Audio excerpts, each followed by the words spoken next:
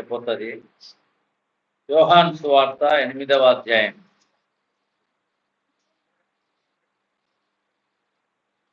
మొదటి నుండి 11 వచనాలు చదువుతున్నామండి. పేజు సంఖ్య 88. యేసు ఒలీవల కొండకు వెళ్ళాను. తెల్లవారగానే యేసు తిరిగి దేవాలయంలోనికి రాగా ప్రజలందరూ ఆయన ఎదుర్కొ వచ్చిన కనుక ఆయన కూర్చుండే వారికి బోధించుతూ ఉండేది. శాస్త్రులను పరిసయ్యులను వ్యభిచారమందు పట్టబడిన ఒక స్త్రీని తోడుకొని వచ్చి ఆమెను మధ్య నిలవబెట్టి, బోధకుడా, ఈ స్త్రీ వ్యభిచారము చేయుచుండగా పట్టబడేది.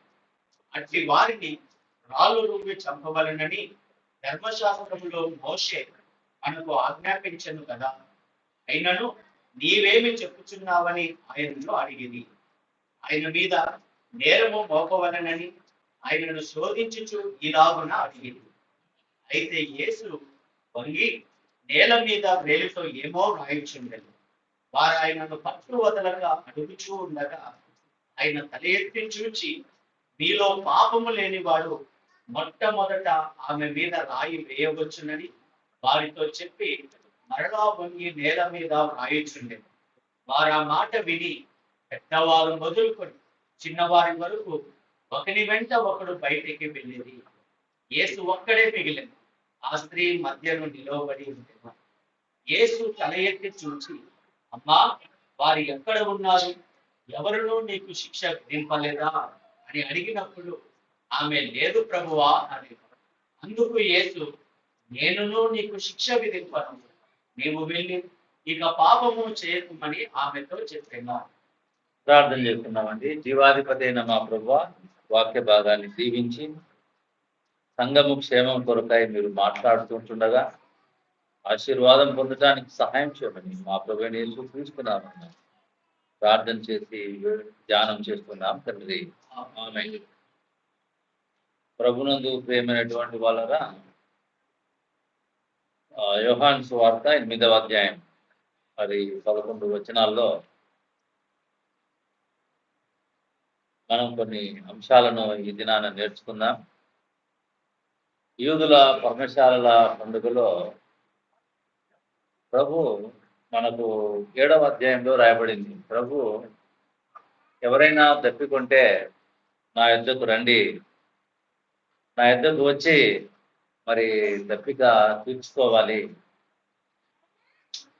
నా యందు విశ్వాసం ఉంచు వాడెవడో లేఖనము చెప్పినట్టు వాని కడుపులో నుండి జీవజల నదులు పారునని బిగ్గరగా చెప్పాను. ఎవరైనా దప్పిక కొంటే ఆయన దగ్గరికి వస్తే ఆయన దప్పిక తీరుస్తాడు. ఇదే యోహాను సువార్తలో ఒక స్త్రీ మధ్యాహ్నం వేళ 12 గంటల ప్రాంతంలో ఒక బావి దగ్గరికి వచ్చినప్పుడు సమరయ స్త్రీ ప్రభు ఆమె దగ్గరికి వచ్చి దాహాన్ని అడగగా, మీరు యూదులు, నేను సమరయరాలని, నన్ను ఎట్లా మీరు దాహానికి అడుగుతారు? అప్పుడు ప్రభు అంటున్నాడు, నిన్ను దాహం అడుగు వాడేవాడో నువ్వు తెలుసుకుంటే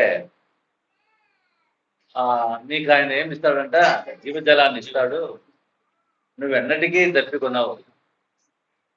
అవునండి, అక్కడ సందర్భం ఏమిరా అంటే, దప్పిక అంటే మనకు నీరు దప్పిక, ఆహారం ఆకలైనట్టుగా మన ఆత్మీయ జీవితాల్లో కూడా దప్పిక ఉందండి, ఆకలి ఉందండి. ఆ దప్పిక ఏదిరా అంటే, ఆ సమరయ స్త్రీ విషయంలో ఆమె పాపానికి పరిహారం అనే దప్పికతో ఆమె బాధపడుతోంది. అది మనకి సందర్భం కాదు, అది బయటికి కనబడేది కాదు. ఆమె నా పాపానికి పరిహారం ఎవరు?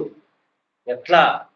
నేను పాపంలోనే జీవిస్తున్నానే, నా పాపానికి పరిహారం ఏంటని ఆమెలో ఉన్నటువంటి దప్పిక చేరి వచ్చిన మనందరిలో కూడా, మనం ఎంత పైకి బాగా కనబడుతున్నప్పటికీ మనలో కూడా దప్పిక ఉందండి. ఆ దప్పిక తీర్చుకోవడానికి లోకంలో ఎవరి దగ్గరికి పోయినా ఆ దప్పిక తీరదండి. ఏ దప్పిక? హృదయంలో ఉన్న దప్పిక. నీళ్ళ దప్పిక, ఈ నీళ్లు తాగితే మనకు దప్పిక ఎట్లా తీరుతుందో, పాపాన్ని బట్టి మన దప్పిక తీరాలంటే మన ప్రభు అయిన యేసుక్రీస్తు దగ్గరికే రావాలండి.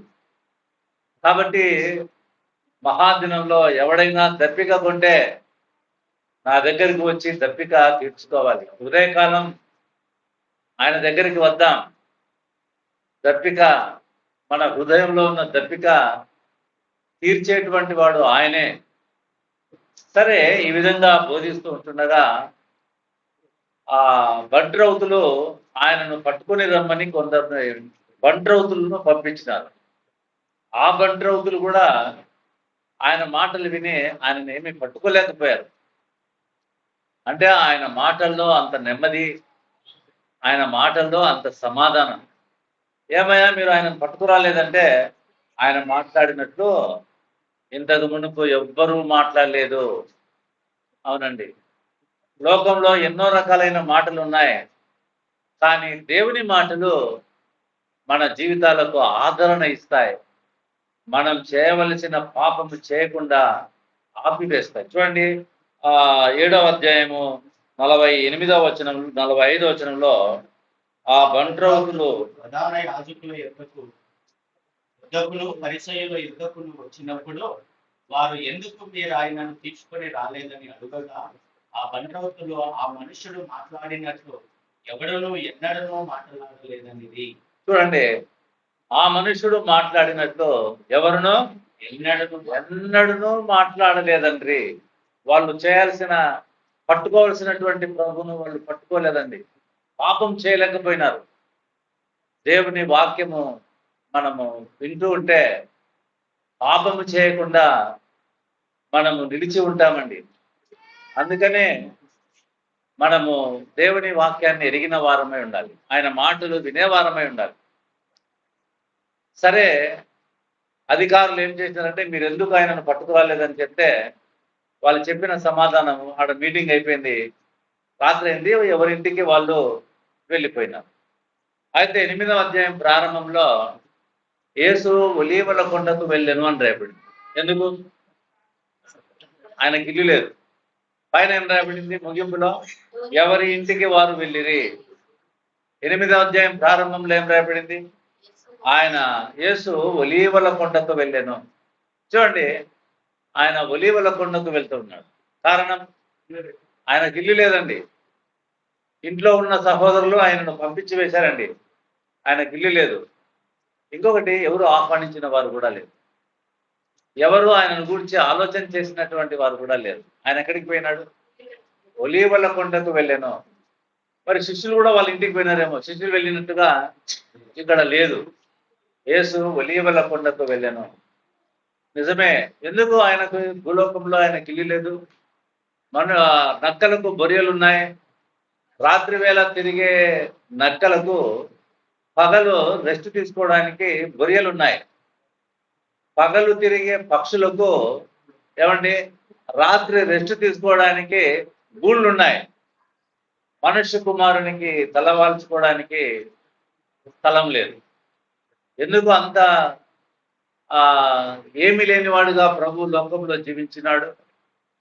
ఇది ఆయన నివసించాల్సిన లోకం కాదు. ఆయన పరలోకవాసి. మనం కూడా ఆయనను అనుసరిస్తున్నటువంటి మనం కూడా పరలోకాన్ని చూసి మనము ప్రయాణించేటువంటి వారుగా ఉండాలి. ఈ లోకంలో శాశ్వత ప్రయోజనాల కోసం విశ్వాసులు వెంటపడేటువంటి వారుగా ఉండడానికి వీల్లేదు. చూడండి, మన ప్రభు వారికి ఇల్లు, ఆయన ఎక్కడికి పోయినాట? ఒలీవల కొండకు వెళ్ళాను. అక్కడ ఆయన పడుకోవడానికి మంచం ఉందో లేదో అరణ్యంలో, రాత్రికి భోజనం ఉందో లేదో అరణ్యంలో, మళ్ళా తెల్లవారుదని ఎక్కడికి వచ్చినాడంట? చూడండి, త్వరగానే ముగిద్దాం. తెల్లవారుగానే యేసు తిరిగి దేవాలయంలోనికి రాగా ప్రజలందరూ ఆయన ఎదుకు వచ్చారు. మళ్ళీ చూడండి, తెల్లవారుగానే మళ్ళీ ఆయన ఎక్కడికి వచ్చినాడు? మరి ఉదయం టిఫిన్ తిన్నాడో లేదో ఎప్పుడో ఎవరైనా ఆలోచన చేసినారా? మళ్ళీ ఆయన ఎక్కడికి వచ్చినాడు? దేవాలయంలోనికి వచ్చి. ఆయనను గురించి ఎవరు ఆలోచన చేసిన వారు కాదు, కానీ ఆయన మనలను గురించి ఆలోచన చేస్తూ ఉన్నారు.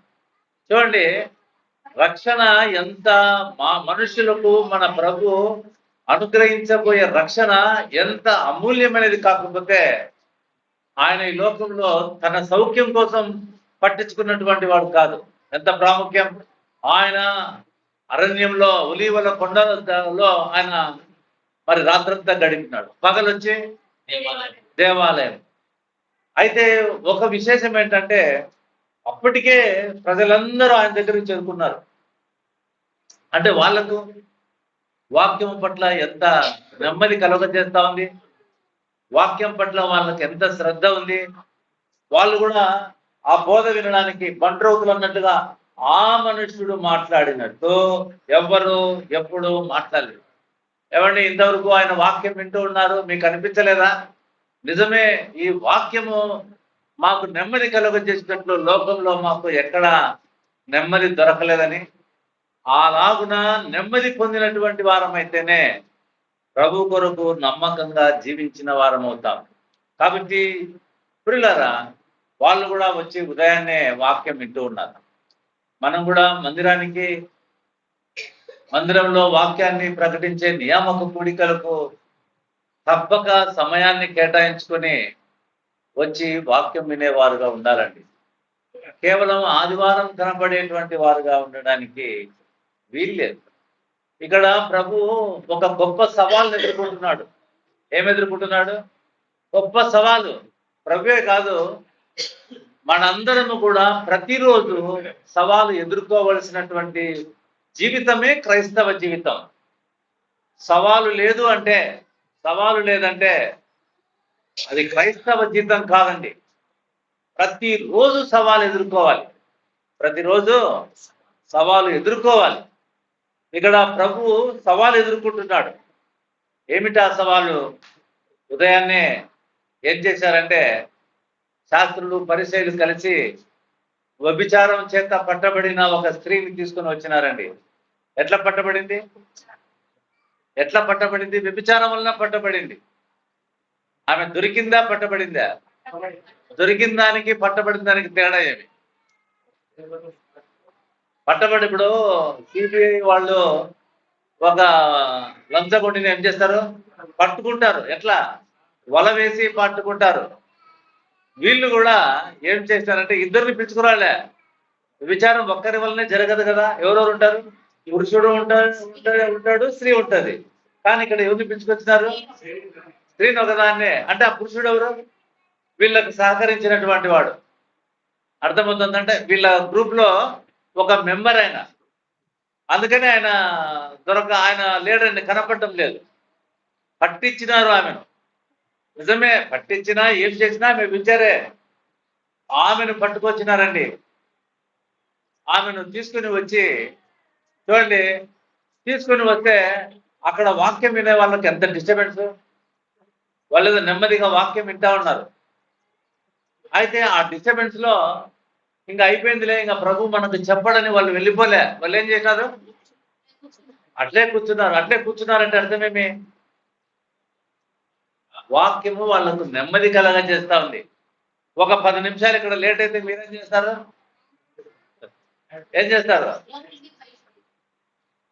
ఒక 10 నిమిషాలు లేట్ అయితే ఏం చేస్తారు చెప్పండి?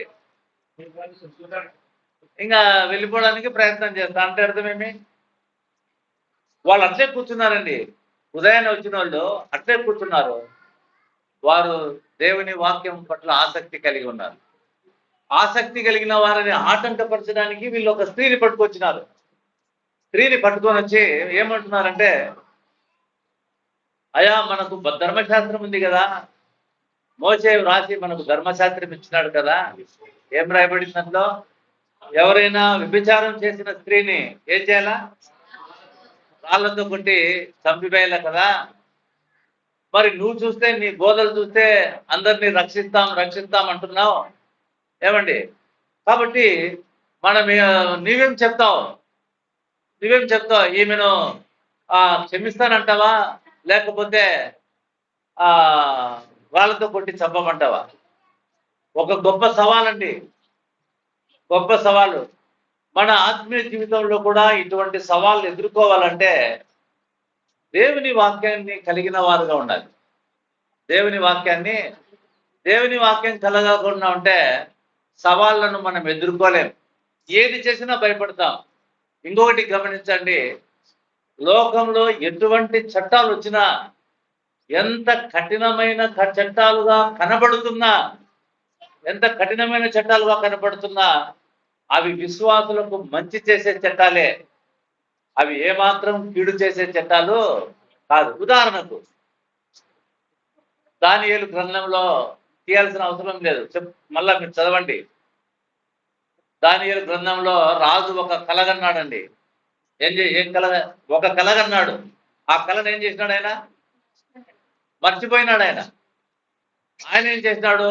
మన రాజ్యంలో మహామహులు, జ్ఞానవంతులు, తత్వశాస్త్రం తెలిసిన వాళ్ళు అందరు ఉన్నారు కదా, వాళ్ళు వచ్చి నాకు కళ వివరం చెప్పాలా. ఎవరైతే వివరం చెప్పలేదో వాళ్ళను చంపివేస్తా. ఎవరైతే వివరం చెప్తారో వాళ్లకు మంచి బహుమానాలు ఇస్తా. మీరు ఇంటికి వెళ్ళి దానియేలు గ్రంథాన్ని చదవండి, మొదటి అధ్యాయం. ఏమండి, తప్పకుండా చదవండి. అప్పుడు వాళ్ళందరూ ఏం చేసినారు తెలుసునా? భయపడిపోయినారు. ఆ దేశంలో ఉండే ఆ జ్ఞానులు వాళ్ళందరూ భయపడిపోయినారు. అయ్యో, ఇదెక్కడ విచిత్రము, ఆయన కళను చెప్తే కళను వివరించి మేము చెప్తాం, అసలు ఆయన కళనే మర్చిపోయినాడు. ఆయన ఏ కలగన్నాడో మనకెట్లా తెలుస్తుంది ఏమండి అని ఎట్లా చెప్పాలా ఇది? వాళ్ళని పిలిచి రాజు అడిగితే ఏమన్నాడంటే, ఇది ప్రపంచంలో ఎవరి చేత కాదు.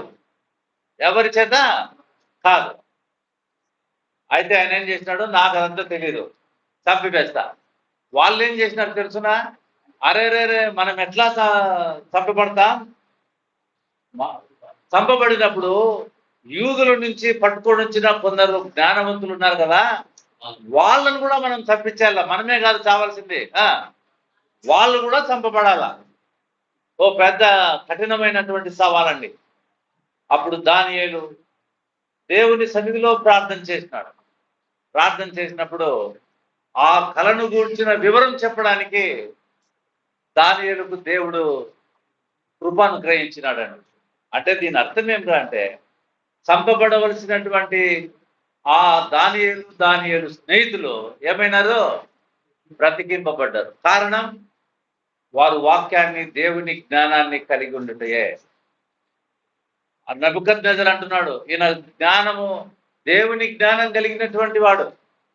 విశ్వాసులు సవాళ్ళు ఎదుర్కొంటున్నారంటే అర్థం ఏంటో తెలుసునా? వాళ్ళు అధికమైన దేవుని జ్ఞానాన్ని కలిగి ఉండాలని, అంతేగాని ఆడ సోలిపోయి ఉండకూడదని. సవాళ్ళు కలిగినప్పుడు దేవుడు మనకు కృప చూపుతాడు. సవాళ్ళు కలిగినప్పుడు దానియేలు గొప్పగా హెచ్చింపబడ్డానికి ఆ కఠినమైన నిర్ణయం, చంపబడాల్సిన కఠినమైన నిర్ణయం ఏమిగా మారింది? దానియేలు ఆ దేశంలో గొప్పవాడు, ప్రధాని కావడానికి ఉపయోగపడిందండి. చూడడానికి కఠినమైన నిర్ణయాలుగా ఉంటాయి. ఆ నిర్ణయాలు విశ్వాస జీవితాన్ని ఎదిగింప చేయడానికే వీలవుతుంది. మనం ప్రభు సవాలు ఎదుర్కొంటున్నాడు. ఆమెను క్షమించండి అంటే నీవు మోసే ధర్మశాస్త్రానికి వ్యతిరేకం అవుతావు. లేదు, ఆమెను చంపండి అంటే నువ్వు ప్రేమ లేని వాడవై ప్రేమను గురించి ప్రకటిస్తున్నావు. ఎట్లా చెప్పినా కష్టమే.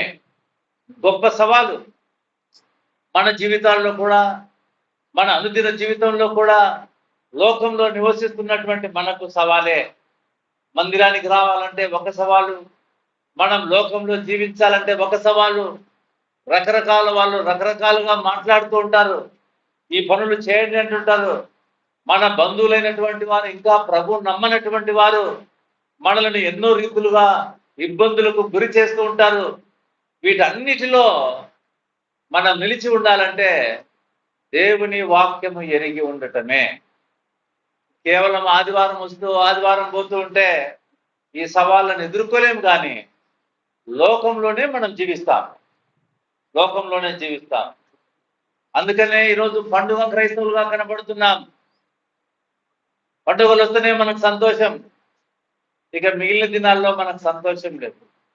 సవాళ్ళను ఎదుర్కోవడం మన ప్రభు సవాళ్ళను ఎదుర్కొన్న విధానం మనం చూద్దామండి. ప్రభు అందరి ఎదుట నిలబెట్టి ఈమెనేం చేద్దాం, మోసే ఇట్లా చెప్పినాడు రాళ్ళతో కొట్టి చంపాలని, నువ్వేం చేస్తావు? క్షమించమన్నా తప్పే. ఇది గొప్ప సవాల్ కదా. మన కుటుంబ జీవితాల్లో మనం ఎదుర్కొంటున్న సవాళ్ళు ఏ విధంగా ఉన్నాయి? పిల్లల వివాహ విషయాల్లో సవాళ్ళు ఎదుర్కొంటున్నాం, మనం జీవించే విషయంలో సవాళ్ళు ఎదుర్కొంటున్నాం. కానీ సవాళ్ళు ఎదుర్కోవలసినటువంటి మనం వారితో కలిసిపోయే లోకంలో లోకం ఇచ్చే సమాధానంగా మనం జీవించే వారుగా ఉన్నాం. అపాయం. దానియేలు ఆ సవాళ్ళను ఎదుర్కొన్నాడు. షడ్రకు, మేషకు, అబేద్నెగో ఆ సవాళ్లను ఎదుర్కొన్నారు. పేతురు, యోహానులు ఆ సవాళ్ళను ఎదుర్కొన్నారు. విశ్వాసులు అయిన వారు ప్రతి ఒక్కరూ సవాళ్ళను ఎదుర్కోవలసిన వారే. మాకు ఈ కష్టం ఉంది, ఇదొక్కటి బాగా అయిపోతే, ఇదొక్కటి తీరిపోతే మేము ఇంకా బాగా దేవుని దగ్గరికి వస్తాం. కొంతమంది ఏం చేసినారు, దేవుడు మాకు సంతానం ఇస్తే ఇక మందిరాన్ని విడవకోకుండా ఉంటాం. వాళ్ళకు దేవుడు సంతానం ఇచ్చినాడు, ఏమైపోయినారు వాళ్ళు? సంతానం ఇవ్వడమే తరువాయి విడిచిపెట్టేస్తారు. దీని అర్థం ఏంటి? అందుకనే దేవుని కార్యాలను ఆత్మ సంబంధంగా ఎరిగి ఉండాలి. మాకు ఉద్యోగం ఇస్తే, మాకు ఏదైనా జీవనాధారం ఇస్తే మేము నమ్ముకొని ఉంటాం. అట్లా ఉద్యోగం పొందిన వాళ్ళు ఉన్నారు, ఇప్పుడు రాలేకపోతున్నారు. కారణం వారి ఉద్యోగం. మన మందిరంలోనే కాదు, ఎక్కడైనా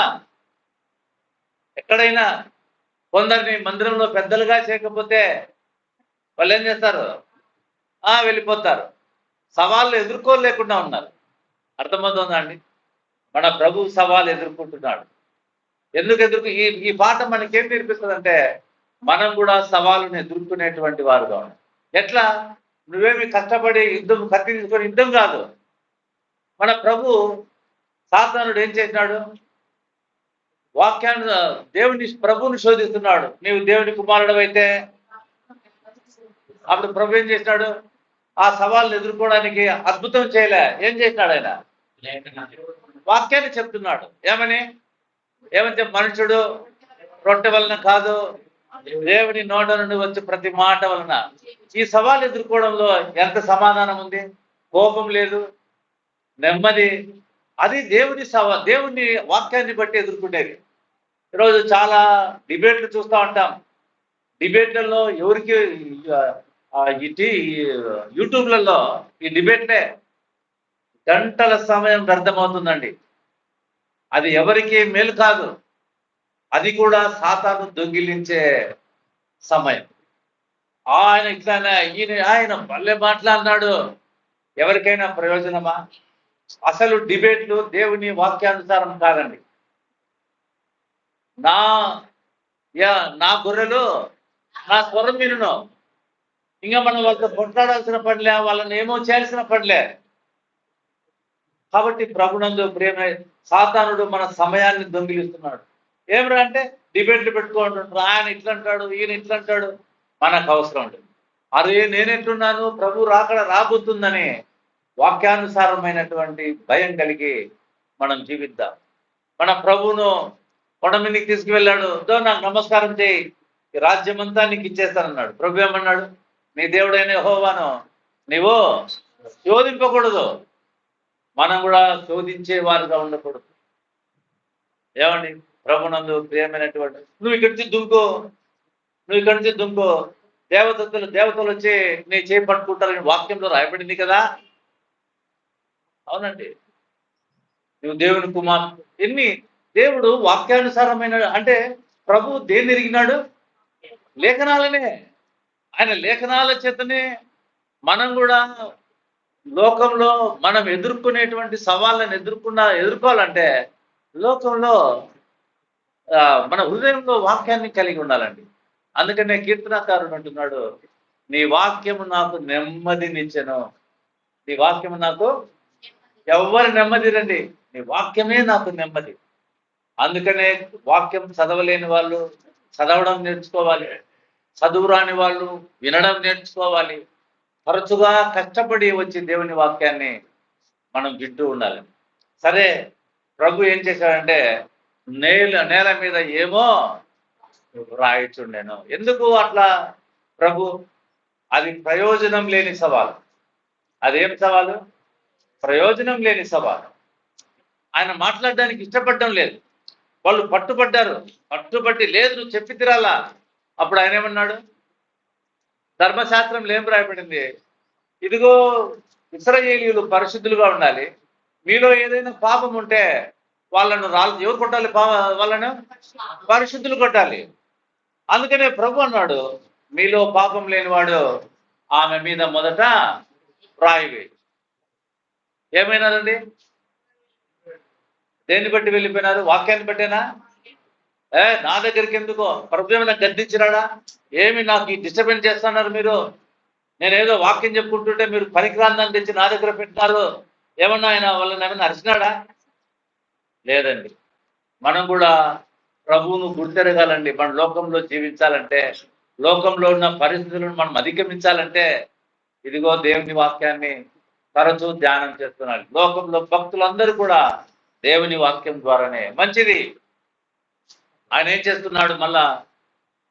సరే, పెద్దవారు మొదలుకొని వాళ్ళు హృదయంలో గుర్చబడిన వారై, పెద్దవారు మొదలుకొని ఎవరెవరు? పెద్దలు, చిన్నవాళ్ళు అందరూ హృదయంలో గుర్చబడిన వారై బయటికి వెళ్ళిపోయినారండి. వాళ్ళు ఎవరు రాయి వేయలేకపోయినారు. ఏమని ఒప్పుకున్నారు వాళ్ళు? ఏమని ఒప్పుకున్నారు? మేము పాపులమైనే ఒప్పుకుంటున్నారు. చూడండి, వాళ్ళు వెళ్ళిపోయినారు. వాళ్ళు నిజంగా వాళ్ళు ధర్మశాస్త్రం మీద ఆసక్తే కలిగి ఉంటే పట్టుకున్న చోటనే ఆమెను కొట్టి చంపేయచ్చు కదా. ఇక్కడి వరకు ఎందుకు తీసుకురావాలి?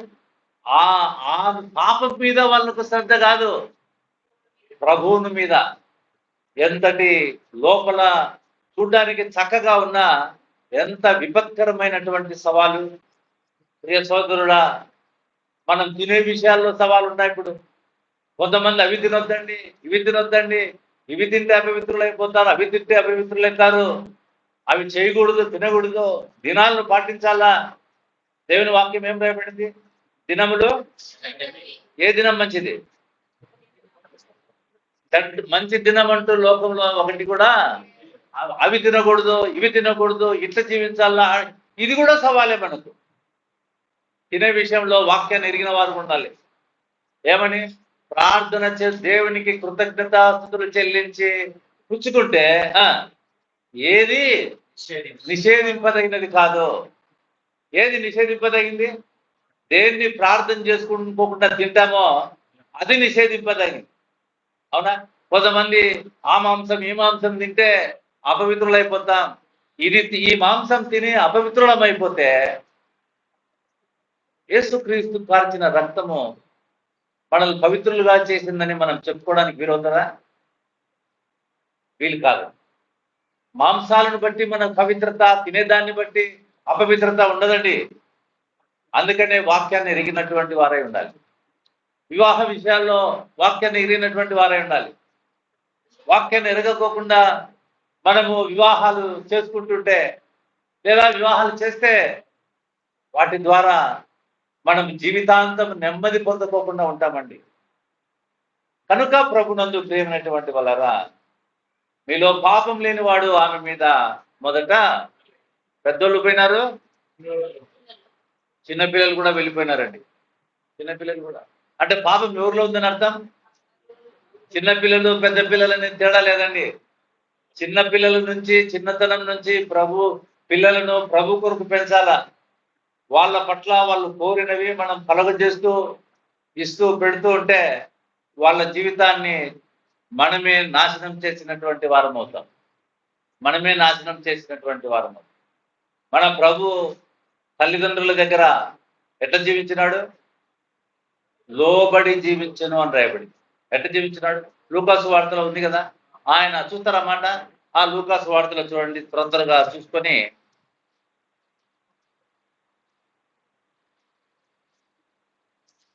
లూకాసు వార్త 3వ అధ్యాయము 51వ వచనం.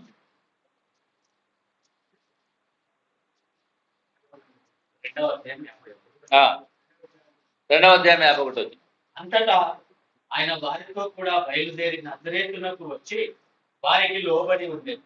ఎవరికి? తల్లిదండ్రులు. తల్లిదండ్రులకు లోబడి ఉండెను. మన ప్రభు తల్లిదండ్రుల మాటకు లోబడి, అరే నేను దేవుడి కుమారుడిని, మా ఇష్టం, మీరెవరు ఆటంకం చేయడానికి, ఎప్పుడూ ఎదురు తిరిగిన వాడు కాదండి. మన పిల్లలు, ఇక్కడ చేరి వచ్చిన పిల్లలు తల్లిదండ్రులకు లోబడతా ఉన్నారా? లోబడకపోతే ఈ సవాలును మనము రేపొద్దున నష్టపోయేటువంటి, బాలుడు నడవలసిన త్రోవను వారికి నేర్పుము, పెద్దవాడైన తర్వాత దాని నేర్పకపోవడం తండ్రి చేసేటువంటి పాపం అండి. నేర్పకపోవడం తండ్రి చేసేటువంటి పాపం. లోబడకపోవడం పిల్లలు చేసేటువంటి పాపం. లోబడాలి పిల్లలు, దేవుని వాక్యానికి లోబడాలి. వాక్యాన్ని పిల్లలే వాళ్ళు విన్నా వినుకున్నా పర్వాలేలే, ఎవరైనా వినాల్సిందే వాక్యాన్ని. అక్కడ ఎవరెవరు బయటికి పోయినారు? పెద్దోళ్ళు పోయినారు. మరి వాళ్ళకేం అర్థమైంది? చెడ్డతనం వాళ్ళకి అర్థమైనప్పుడు దేవుని వాక్యం వాళ్ళకి అర్థం కదా? అర్థం అవుతుంది. పిల్లలు ఫోన్లే, పిల్లలు ఆడుకోండిలే. మన జీవితాలు ఎట్లా ఉన్నాయి ప్రభునందు? నాకు ఇంకా వయసు కాలేదులే. సమూయేలు ఏ వయసులో దేవునికి లోబడినాడు? బాల్యంలోనే. కీర్తనాకారుడు ఏమంటున్నాడు? దావీదు నాకు బాల్యమందే నేను స్తన్యపానము చేస్తుండగా నాకు విశ్వాసాన్ని పుట్టించితివి అంటే అర్థమేమి? స్తన్యపానం చేస్తూ ఉంటేనే వాళ్ళమ్మ వాక్యం చెప్తా ఉంది. అందుకనే చెప్తుంటేనే కదా విశ్వాసం పుట్టేది. మనము మన పిల్లలను ఆ విధంగా పెంచుతూ ఉన్నామా? వాళ్ళ కోరికలు నెరవేర్చడానికి తల్లిదండ్రులు కాదండి, పిల్లలను ప్రభు కొరకు పెంచడానికి మనకు పిల్లలను అనుగ్రహించినాడు. కనుక ప్రభునందు పిల్లరా, ఇటువంటి సవాళ్లను మనము వాక్యంతోనే ఎదుర్కొనే వారుగా ఉండాలి. మంచిది. అక్కడ వారు చిన్నవారి వరకు బయలుదేరి వెళ్ళిపోయినారండి. వాళ్ళతో పాటు ఎవరు వెళ్ళిపోవచ్చు?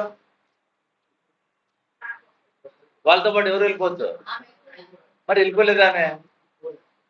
ఇదే మంచి అవకాశం. వాళ్ళందరూ పోతున్నారు, నేను పోతానని ఆమె వెళ్ళిపోయి ఉండొచ్చు కదా. ఆమె ఏం కావాలని కోరుకుంటా ఉంది?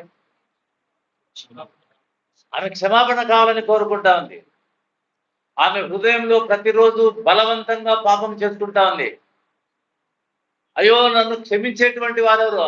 ఆ సమరయ స్త్రీలో కూడా రోజు ఆమెకేం వ్యభిచారం ఇష్టం లేదు.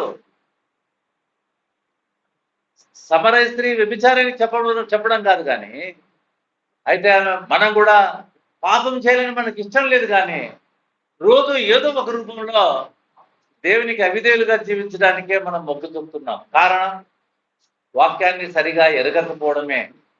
ఆమె వెళ్ళిపోలేదండి. ఆమె ఏం కోరుకుంటుంది? క్షమాపణ కోరుకుంటుంది. వాళ్ళేం కోరుకుంటున్నారు? అందుకనే ప్రభు తల ఎత్తి చూచి, అమ్మా వారెవరు నిన్ను శిక్షించలేదా? లేదా ప్రభు, నన్ను శిక్షించలేదు. ప్రభు ఏమన్నాడు? శిక్షించగలిగినటువంటి వాడు నేనే. అందుకనే అంటున్నాడు, నేను కూడా నిన్ను శిక్షించాలి. నువ్వు వెళ్ళి ఇక పాపము చేయకు, నేను కూడా నిన్ను శిక్షించాలి. ఇది మనం ఎట్లా ఉంటుందంటే, దేవుడు తన సార్వభౌమాధికారంతో పాపానికి శిక్ష లేకుండా ఆమెను పంపించి పెట్టాడు అనుకుంటాం. కాదండి. చూడండి, ధర్మశాస్త్రం ఎట్లా ఉంటుందంటే, ఒక పశువును తాడుతో కట్టివేసింటాం కదా. ఆ తాడు మనకి ఇప్పేకి రాకుంటే మనము ఏం చేయాలనుకుంటున్నాం? ఆ పశువునే చంపేయాలనుకుంటున్నాం. అర్థం? ఇప్పేకి రాక మనం ఏం చేయాలనుకుంటున్నాం? ఇప్పుడు చూడండి, ఒక స్త్రీని రాళ్లతో కొట్టి చంపాలంటే అర్థమేమి? పాపాన్ని క్షమించలేక ఏం చేస్తున్నాం? మనమేమంటే ఆమెను కాదు మనం కొట్టేది పాపాన్ని అనుకుంటున్నాం. కానీ చచ్చిపోయేది ఎవరు? పాపం అయితే అట్లే ఉంది. అందుకనే మన ప్రభు ఏం చేసినా అంటే, పాపాన్ని ద్వేషించినాడు, పాపిని క్షమించినాడు. పాపానికి శిక్ష భరించాలి ఎవరు? ఆమె భరించాలా? ఆమె పక్షంగా, అమ్మ నేను నిన్ను శిక్షింపను అంటే అర్థమేమి? నీ శిక్ష యావత్తు నేను భరిస్తా. ఇదే అక్కడ అర్థం. నువ్వు వెళ్ళి ఇక పాపం చేయకు. ఆమెకు అనుభవం అయిందండి. ఏమనుభవం? మీరు చెప్పగలుగుతారన్నా ఏం అనుభవం అయింది? ఎంత భయంకరమైన సన్నివేశం అది, ఎంత భయంకరమైన సన్నివేశం. ఆమె తప్పకుండా రాళ్లతో కొట్టి చంపబడాలి. గడగడగడ ఉనికిపోయింటది ఆ మరణానికి భయపడిపోయింటది. అయ్యో, ఇటువంటి మరణాన్ని నుంచి నన్ను విడిపించేవాడు ఎవరు అని ఆమె లోపల హృదయంలో కేకలు వేసుకుని ఉంటది. నాకు తప్పించుకునే మార్గమే లేదని భయపడిపోయింది. ఏమండి, ఎంత భయానకమైన స్థితిని ఆమె అనుభవించింది. అందుకనే ప్రభు అంటున్నాడు, నీవు వెళ్ళి ఇక పాపం చేసి ఉంటుంది. ఆమె పాపం ఎందుకు చేసి ఉండదు? ఎంత భయానకమైన స్థితి నుంచి ఆమెను రక్షించగలిగినటువంటి వాడే, క్షమించగలిగినటువంటి వాడే నేరుగా నిన్ను క్షమించినానని చెప్తే ఎంత నెమ్మది, ఎంత ఆదరణ. నేను క్షమించినానని చెప్తే మీకు నెమ్మది వస్తుందా? ప్రభువే చెప్తున్నాడు, నువ్వు వెళ్ళి ఇక పాపం చేయి. అందుకనే ప్రభునందు ప్రియులరా, మన ప్రభు ఆ పాపాన్ని ఎట్లా భరించినాడంటే లేఖనాల్లో రాయబడింది, ఆయన మన కొరకు ప్రాణము పెట్టెను. ఆయన మన కొరకు ప్రాణం పెట్టెను. అక్కడ ఉన్నటువంటి అధికారి ఆయన ఈలాగు ప్రాణం విడుచుట చూచి, అంటే అందరూ సహజంగా చనిపోయిన వాళ్ళు ఉన్నారు. ఆరోగ్యం బాగాలేక వయసు అయిపోయి వృద్ధులైపోయి చనిపోయే వాళ్ళు ఉన్నారు. ప్రాణం పెట్టిన వాళ్ళు లోకంలో ఎవరైనా ఉన్నారా? అంటే మన ప్రభు ఎటువంటి మరణం పొందలేదు? సహజ మరణం పొందలేదు. ఆ మరణానికి, మనమంతా పొందే సహజ మరణానికి విరుద్ధంగా ఆయన మరణం చేతుల్లో ఆయన మరణించలే. ఆయన ఆ మరణాన్ని, అందుకనే మరణం భయం చేత భయపడుతున్న మనలను విడిపించడానికి, మరణంను నశింపజేయడానికి ఆయన కూడా రక్త మాంసములలో పాలువాడు. అపోస్తల కార్యము 2వ అధ్యాయం 24వ వచనం చూడండి.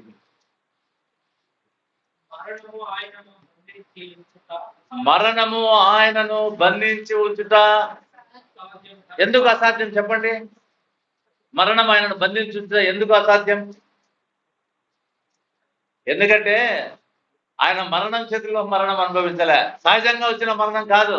ఆయన ఎవరు? ఆయనే మన కొరకు ప్రాణం పెట్టినటువంటి వాడు.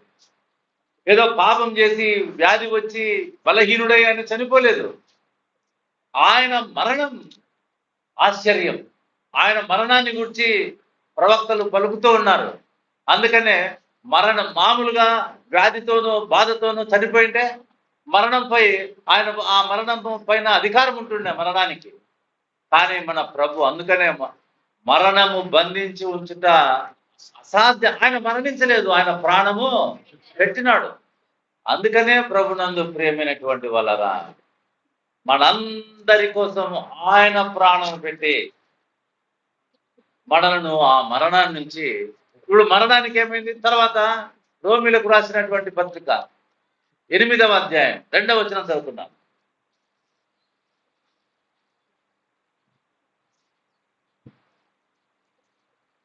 క్రీస్తు యేసునందు జీవమునిచ్చు ఆత్మ యొక్క నియమము పాప మరణముల నియమము నుండి నన్ను విడిపించదు. ఎట్లనగా ధర్మశాస్త్రము దేనిని చేయజాలకపోయినో దానిని దేవుడు చేసెను. దానిని దేవుడు చేసెను. ఇది జ్ఞాపకం పెట్టుకొని కంటిన్యూ చేయి. శరీరమును అనుసరింపక ఆత్మను అనుసరించియే నడుచుకుని మన యందు ధర్మశాస్త్ర సంబంధమైన నీతి విధి నెరవేర్చబడవలెనని పాప పరిహారము నిమిత్తము దేవుడు తన సొంత కుమారుని పాప శరీరముతో పంపి ఆయన శరీరమందు పాపమునకు శిక్ష విధించెను. పాపానికి ఏం చేశాడంట? ఏం శిక్ష విధించినాడు? ఆయన శరీరమునందు పాపమునకు శిక్ష విధించను. ఎవరు? దేవుడే. ఏం శిక్ష విధించినాడు? పాపాన్నే చంపివేసినాడు. అర్థమవుతుందండి? పాపాన్నే. ఇప్పుడు దానికి బలం ఉందా చెప్పండి? ఆయన శరీరం నందు ఏం చేసినాడు? ఆయన ఆ పాపాన్నే, ఆ పాపమునకే శిక్ష విధించినాడు. ఆ పాపమునికి ఎప్పుడైతే శిక్ష విధింపబడిందో మనమందరము పాపము నుంచి విడిపించబడినటువంటి వారం. పాపమునికే శిక్ష. అందుకనే ప్రభువే మరణించినాడు. ఇప్పుడు ఏమైపోయింది? మరణం నిర్వీర్యం అయిపోయింది. ఏ మరణం? సహజంగా ఏమండి, పాపం ద్వారా వచ్చే మరణం ఏమైపోయింది? నిర్వీర్యం అయిపోయింది. మనం అందరం చనిపోతున్నామంటే అర్థం ఏంటంటే పాపులమనే. అయితే మన ప్రభు మరణించి సమాధి చేయబడి తిరిగి లేచి ఏం చేశాడు? మనందరికీ ఆ నూతన జీవాన్ని అనుగ్రహించాడు. కాబట్టి ఆమె పొందవలసిన మరణాన్ని మన ప్రభు అనుభవించాడు ఆయన మరణం ద్వారా. ఏమండి, అందుకనే యాక్చువల్గా 3 సిలువలు ఉన్నాయి అక్కడ. 2 దొంగలు, ప్రభు. కానీ ఇంకొక సిలువ కూడా ఉండాలి అక్కడ. యాక్చువల్గా 3 సిలువలే ఉండాలి. 2 దొంగలు, మధ్యలో ఒక దొంగ ఉండాలి. ఎవరు ఆ దొంగ? బరబ్బా ఉండాలి. బరబ్బా కోసమే ఆ సిలువ. కానీ ఏమైనాడు బరబ్బా? అందుకనే పిలాతు ఏమంటారు? నేను బరబ్బాని విడిపిస్తాను అంటున్నాడు. లేదు లేదు లేదు, మాకు అక్కర్లేదు, మా యేసుని సిలువ ఏమో. అది ఎవరి కోసం ఆ సిలువ? అవునండి, మన కొరకు ఆ సిలువ. కానీ ఆ సిలువలో మన పక్షంగా మన ప్రభు మరణించాడు. అందుకనే మరణము ఆయనను బంధించి ఉంచుట అసాధ్యం. అదే 2వ అధ్యాయంలో అపోస్తుల కార్యంలో ఆయన పుల్లు పట్టలేదు. కారణం సహజ మరణమా? ఆయన మరణమా? ఎస్. అంతా ప్రభునందు మీ కోసం నా కోసం మన దేవుడే మానవ రూపుడిగా పుట్టి మన పాపముల కొరకై మరణించి సమాధి చేయబడి తిరిగి లేచి పాపం నుంచి విడిపి ఇక మనం వెళ్ళి మనం ఏం చేయకూడదు? పాపం చేయకూడదు అంటే మనకేముండాలి? దేవుని వాక్యం మనం కలిగినటువంటి వారు. పాపం ప్రార్థన చేసుకొని బయటకు వస్తే సులభము ఓడిపోవడానికి. ప్రార్థన అవసరం, కానీ లేఖనాలను ఎరిగి ఉండటం మరి ఎక్కువగా. లేఖనాలను అనుసరించే మనం ప్రార్థన చేయాలి. అర్థమవుతుందండి?